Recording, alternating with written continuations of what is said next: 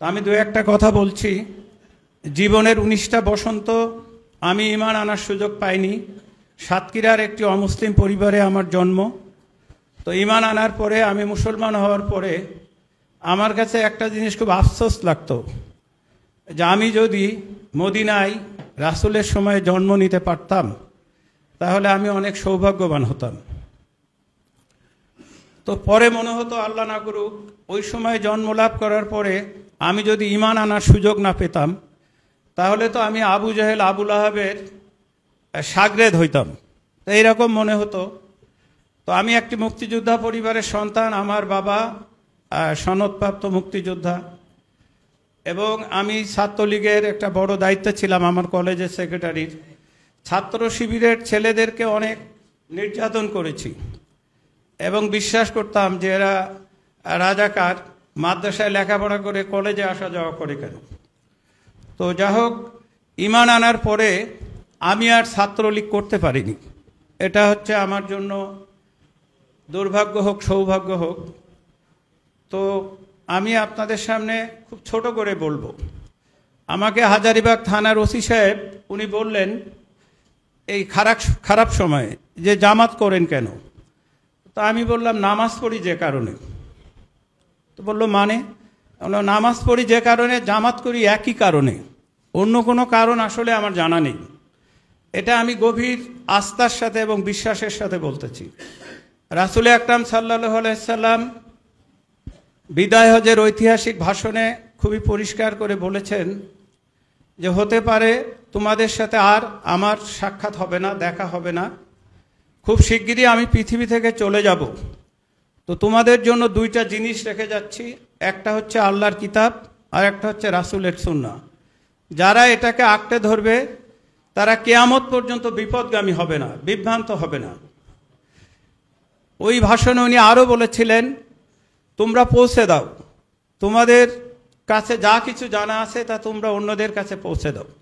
তো সম্মানিত ভাইয়েরা, আমি ইসলাম গ্রহণের পরে একটু বিপজ্জনক পরিস্থিতির মুখোমুখি হয়েছিলাম। আমার বাবা আমাকে বলতো তুই যদি খ্রিস্টান হতিস তাহলে 25টা খাসি বলি করে সবাইকে খাওয়াই দিতাম।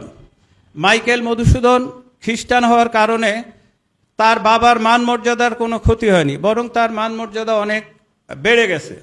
তুই এমন একটা ধর্ম, এমন একটা জাতি যাদের সাথে গেছিস, সেটা একটা ধর্ম, এটা একটা জাত, যারা মিছা কথা বলে, ওজনে কম দেয়, বিয়ে করে 2-3টা, এইসব কথাবার্তা। তো আমিও দেখলাম আসলে আমাকে মানুষ জিজ্ঞেস করে আপনি মুসলমান হলেন কেন? অনেকে মনে করে প্রেমের কারণে মুসলমান হয়েছি এরকম বলে। তো মুসলমান হলেন কেন, এর সব থেকে সংক্ষিপ্ত জবাব হচ্ছে যে আল্লাহর দয়া এবং অনুগ্রহ। তারপরের বিষয় হচ্ছে যে কেউ তো আমাকে কখনো দাওয়াত দেয়নি, আমার বন্ধুরা, আমার শিক্ষকেরা বা প্রতিবেশীরা। তো আল্লাহর একান্ত অনুগ্রহ, আমি যদি কোরআন না পড়তাম তাহলে সারা জীবন কাফেরই থাকতাম।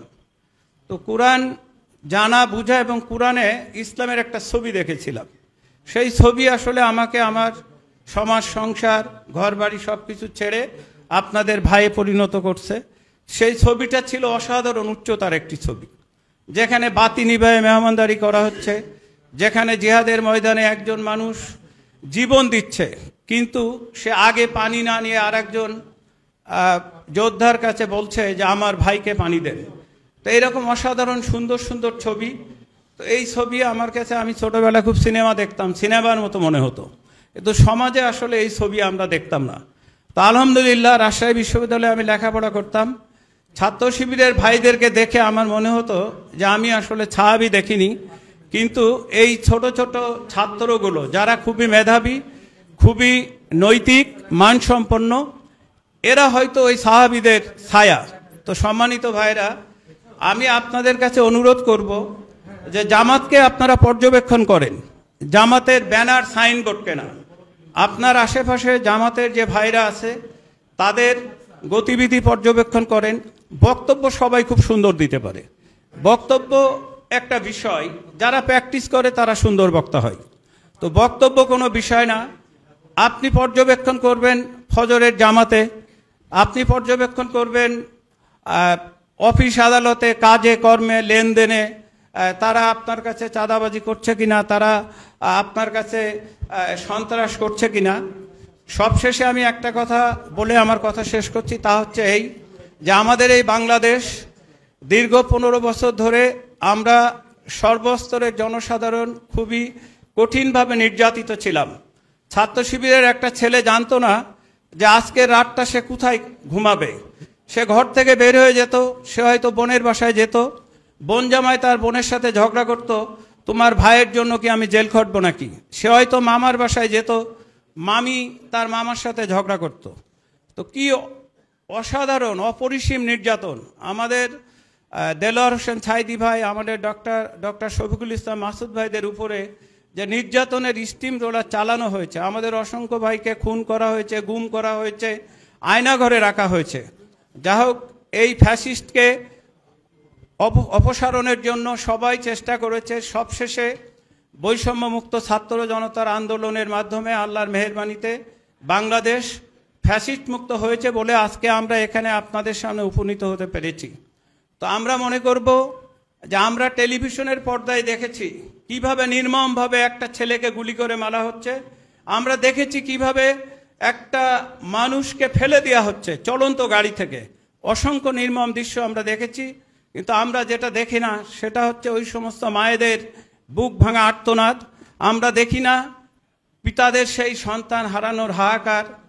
আমরা জানি না আর কোনোদিন ওই সমস্ত, আমরা জানি ওই ছেলেগুলা কখনো তাদের বোনেরা তাদের ভাইয়াকে আর ভাইয়া বলে ডাকবে না, কখনো তাদের পদভারে ওই তাদের খেলার মাঠগুলো সবুজ ঘাস নুয়ে পড়বে না। তো তাদের অসাধারণ ত্যাগ এবং কুরবানির বিনিময়ে যে বৈষম্যমুক্ত বাংলাদেশের স্বপ্ন তারা দেখেছিল, আমরা বাংলাদেশ জামাত ইসলামীর পক্ষ থেকে বৈষম্যমুক্ত, নিপীড়নমুক্ত, শোষণমুক্ত, জুলুমমুক্ত, বঞ্চনামুক্ত একটি সোনালী সমাজ উপহার দেওয়ার জন্য আপনাদের সামনে আমাদের এই সম্মানিত প্রার্থীদেরকে উপস্থাপন করেছি।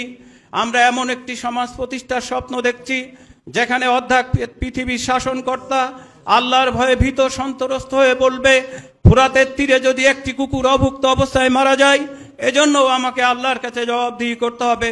সম্মানিত সুধী মণ্ডলী, আমি মনে করি ভোট চাওয়ার আমাদের কোনো গরজ থাকার কথা না। জনগণ যদি আমাদেরকে বিশ্বাসযোগ্য মনে না করে, জনগণ যদি আমাদের কাছে আমানত রাখতে পছন্দ না করে, কোনো অবস্থায় আমি কারো কাছে একটি ভোট প্রার্থনা করব না। আমি কাবা শরীফে যে কাবার দরজার গিলাফ ধরে আল্লাহর কাছে বলে এসেছি, যার মাধ্যমে এই 14 নম্বর ওয়ার্ডের জনগণের সব থেকে বেশি কল্যাণ এবং মঙ্গল সাধিত হবে, তিনি যেন 14 নম্বর ওয়ার্ডের কমিশনার নির্বাচিত হতে পারে। আল্লাহ আমার এই দোয়াকে যেন কবুল করে, সবার কাছে এই প্রার্থনা করে আকাঙ্ক্ষা রেখে আমার কথা শেষ করছি। আমা তৌফিক ইল্লা বিল্লাহ।